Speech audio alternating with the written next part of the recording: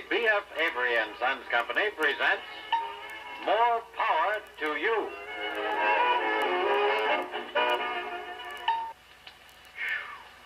Let's sit this one out. How you doing, son? Rotten. Yeah, what are you belly aching about? We've covered a lot this afternoon.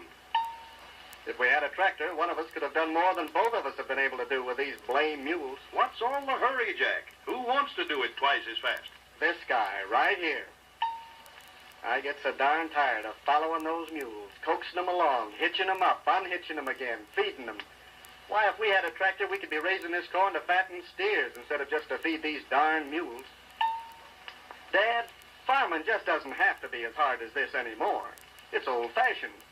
Well, farming this way, we're still living in the horse and buggy days. Jack, I'll admit we work pretty hard, but I don't think it's ever hurt either of us. But I've told you before, I just can't see that tractor idea of yours. I've never seen one yet that will do a job of work good enough to suit me. And besides, we couldn't afford an outfit like you've been talking about. I think most people have always figured that we do a pretty good job of farming. We've built this farm up to a point where our production per acre is about as good as any farm in the county. And I don't think either of us wants anything unless it'll help us do an even better job than we're doing now. Am I right? Well, sure, but now up in the wheat belt, it's a different story entirely. Tractors work out fine. But you know from your Smith Hughes courses at school that we've got to do every job more carefully down here. Plowing, bedding, planting, cultivating, everything. And there's so many more jobs to be done. I know, Dad, but I've been thinking it over, and I've made up my mind. Yeah? If you won't help me so I can start farming the modern way, I'm not going in for farming. I'll try something else. I've made up my mind, Dad. I'm just not going to spend the rest of my life playing nursemaid to a mule. Now listen, Jack. I've seen other young fellows go in over their heads. I don't want to see you... Then you won't do it? I've told you I don't think it's worth that big investment. Okay, that's the way you feel about it. Oh, now wait a minute, son. Let's don't be in a hurry about this.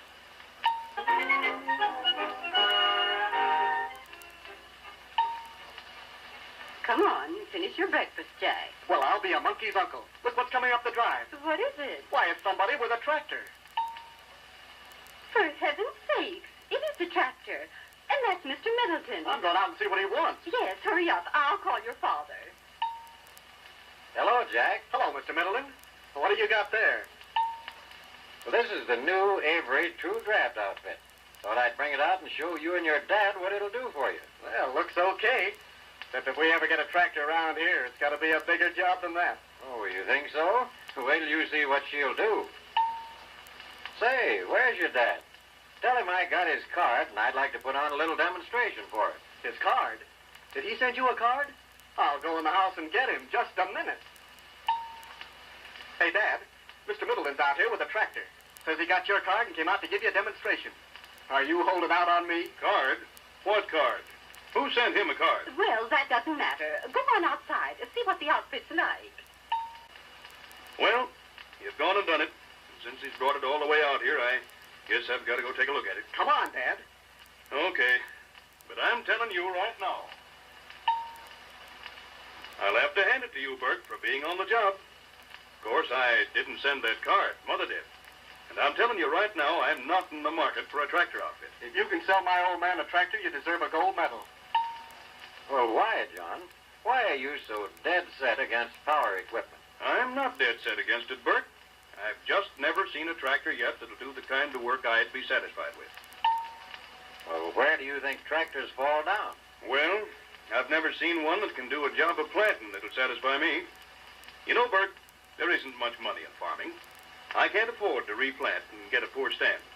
That's one of the things that's the matter with farmers in this country today. You're right, John. All a tractor can do is pull the equipment. And the kind of work you do depends on the equipment you can get for that tractor. And planting is the most important job in farming. But is that your only objection to power farming? Well, take cultivating.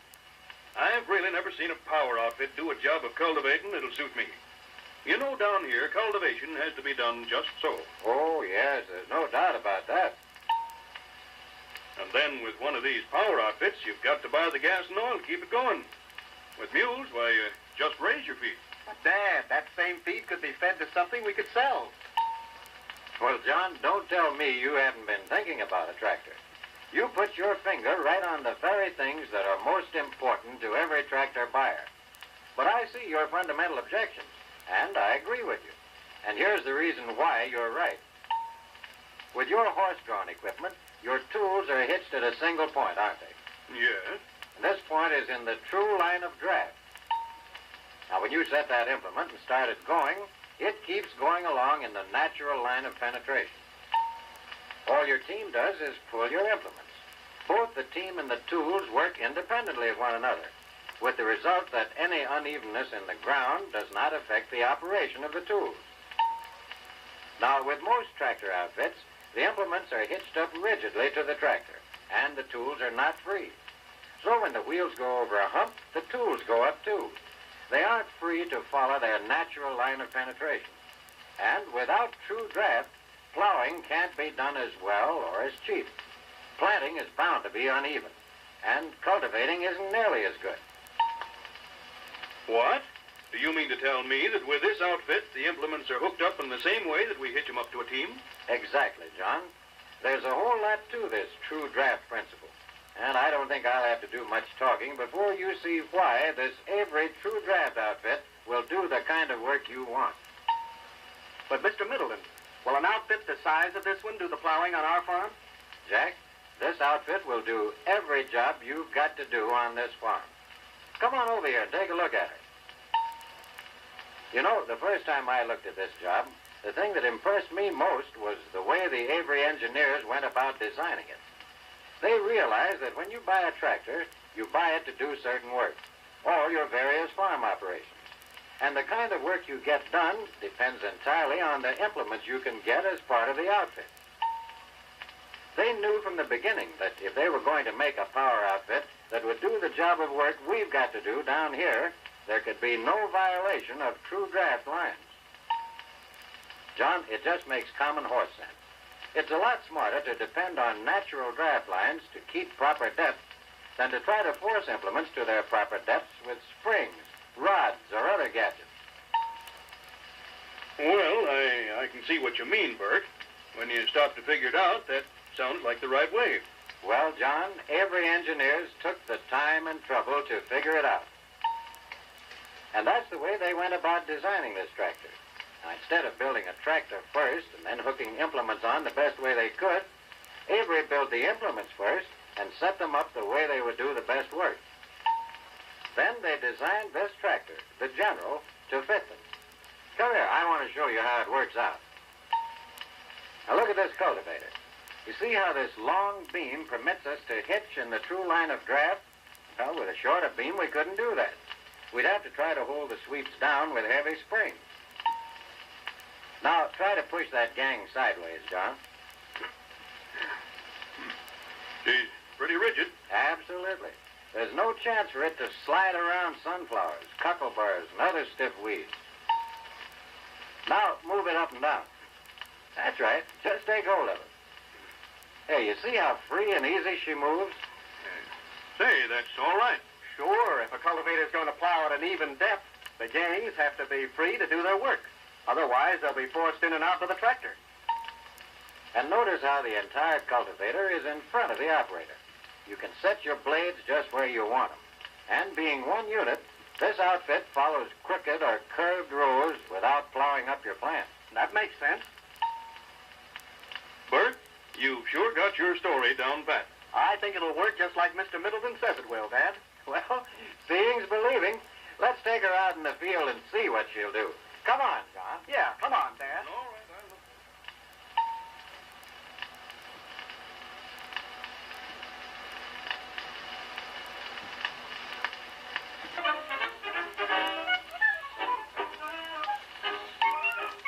Dad, you can't tell me that isn't as good cultivating as any we've ever done on this farm. Well, it is a good job. But don't you go getting all steamed up in front of Bert now. John, sit up on this seat a minute. I want to show you something. Oh, quit your kidding, Bert. I can't handle one of those things. I never drove a tractor in my life. Well, just sit up here a minute anyway. I want to show you something. That's it. Now, John, take a look down in front of you. You can see every plant and every sweep, can't you? Yep, you sure can. Well, that isn't an accident. The Avery Company built this tractor outfit that way. Right from your natural position on the tractor, you can see everything you're doing. Say, I thought you said the gangs weren't held in the ground by springs. What are these springs? Oh, those aren't hold-down springs. Just take a hold of that gang and lift it up. Those springs are just to return the gangs quickly to the ground if they should strike some obstruction. You can see there's no tension on them. How's it lift, Dad?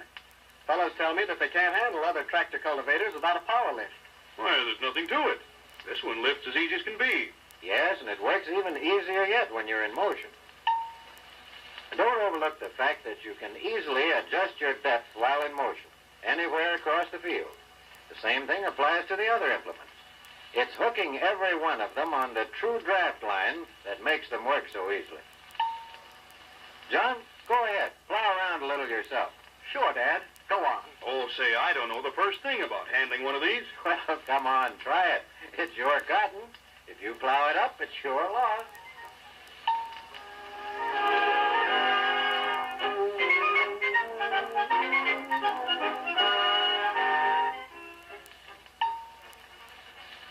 I didn't do so bad for the first time, did I? Why, you drive that just like an old hand at the game. Well, tell me this, Bert. How do you get a planter on here? Come on over under this tree. I'll show you some pictures that'll tell the whole story. Okay. All right. Now, here's a good picture of a planting outfit. It's pulled from a single point in the true line of draft, just like the cultivator and all the other tools. And it's out in front, where you can see what you're doing all the time. Each planter is complete, gauges its own depth, and works independently of the tractor. All the tractor does is pull it, and all the lever does is raise it. The planter maintains its own depth and does its work exactly like your Avery planter. John, it's one of the prettiest sights you've ever seen. To watch this outfit coming down the field, with the Avery planter following the ground, planting at even uniform depth, and not affected in any way by the up and down motion of the tractor. If it were fastened to the tractor in any other way, the planter couldn't maintain an even depth, and you wouldn't get a good job of planting. Well, I will say that's one thing that's never occurred to me before. Well, that Avery planter looks okay. But how about lister planters? Jack, planters and listers for all other sections of the South work in exactly the same way. Each one is hooked up in its true line of draft. In the Avery line of planters and listers are ones that plant on a bed, on a broken down bed, on level ground, and in the water furrow. Or you can sweep the bed and plant at the same time. Say, what kind of a job of plowing will you do? Here's a picture that shows as well as anything I can say just what kind of plowing it does. Now this shot shows a direct attached 16-inch moldboard plow. Next to it is a Red Lion 2-disc plow. Then this is our 3-foot one-way plow. And next to it, a 16-inch power lift drawn plow. This one is a 12-inch two-bottom power lift plow. And this last one shows the tractor pulling 2 Yellow Jacket middle breakers. And here's the same setup as a 2-row planting lister. You can put all these implements on the tractor or take them off easier than you can hitch up a teeth. Now you're talking my language. And here's something else that applies to all middle breakers and direct attached plows. The implement is rigid sideways, but free to move up and down. Now, to put the plow into the ground, for example, you simply lower the front end of this beam. The plow goes in point first, and the point sucks it in to the depth you've set it for. Now, to raise the plow, you just reverse the process. Raise the front end of the beam, and the plow runs out of the ground into the raised position. With this design, we can do a class of plowing that you can't do with any other direct attached plow. Well, now, the best you can do is to pull 2 12-inch plows. I think we need a bigger outfit than that. Well, Jack, here's about the way it figures out. On a farm the size of yours, this Avery True Draft outfit will do all your breaking in about 15 to 20 days. Now, suppose you do get a cultivating outfit big enough to pull a larger plow. It will still take you about 10 to 15 days, just about 5 days less. And the rest of the year, you're going to be buying gasoline to pull all that extra weight around on every other job you do. You know, John and Jack, while a tractor is easier to handle and you can do more work than you can in any other way with less drudgery, that still isn't enough to justify buying a tractor. Most people who have used tractors have found out that they reduce their costs of growing a crop 50% or more. That's the real reason why people buy tractors. Now, this Avery outfit is exactly the right size for doing your plowing, planting, and cultivating at the lowest cost. You know, it's always important when you buy a piece of machinery to be sure that it works as much time as possible at its maximum efficiency. We'll say you save 5 days on your plowing with a big tractor. But, boy, you're paying for that all the rest of the year. How do you mean? Why, on every other job around the farm, you've got a bigger investment than you should have. You're using too much gas and oil. You'll be hauling too much weight around. Jack, on some of the bigger outfits, it takes as much fuel to run them across the field empty as it does to have the general working. And when it comes to disking, harrowing, mowing, and working your other implements, you hook them right onto the drawbar. You can get it all done faster and more economically than you've ever done it before. How much gas does this tractor use? Oh, that depends on what you're doing and what kind of soil it is. But most people find that it costs just a little more than to keep one mule. Can you do belt work with this job? Oh, yes, Jack. You can get a belt pulley. Here's a picture of it. You can hook it up and use it for any kind of belt work, from pulling a hammer mill or filling your silo right down the line.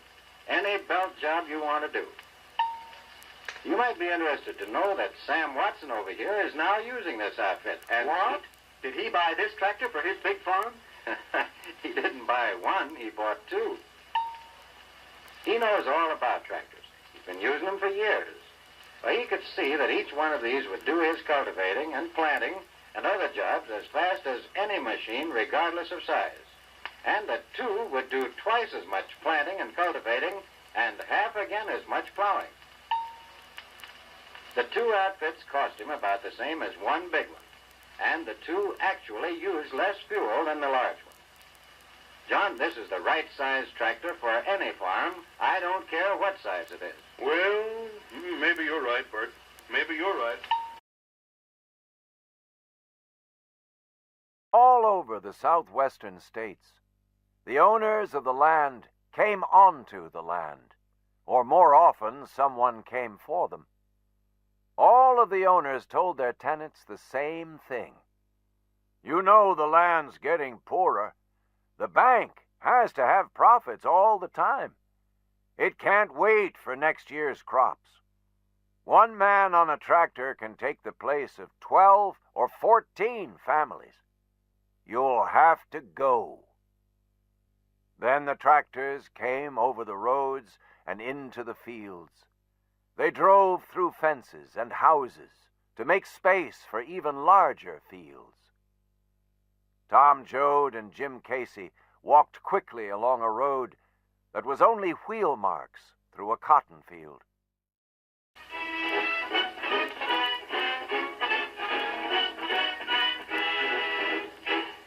Get you to do your work with less labor than ever before. True Draft means faster work. With this B.F. Avery True Draft outfit, you get a bigger job of plowing done in a day. And you do all your other jobs faster, too. You'll get your work done at a lower cost. True Draft means light draft. No power wasted by gauge wheels, hold-down springs, or complicated gadgets that get out of order. You see, in the Avery outfit, you get complete True Draft operation. You are obeying the law of draft lines, which is as fundamental and unchangeable as the law of gravity. Frank, this is the only outfit that gives the farmer what he wants in the greatest possible measure. Because the Avery outfit is the only outfit completely true draft.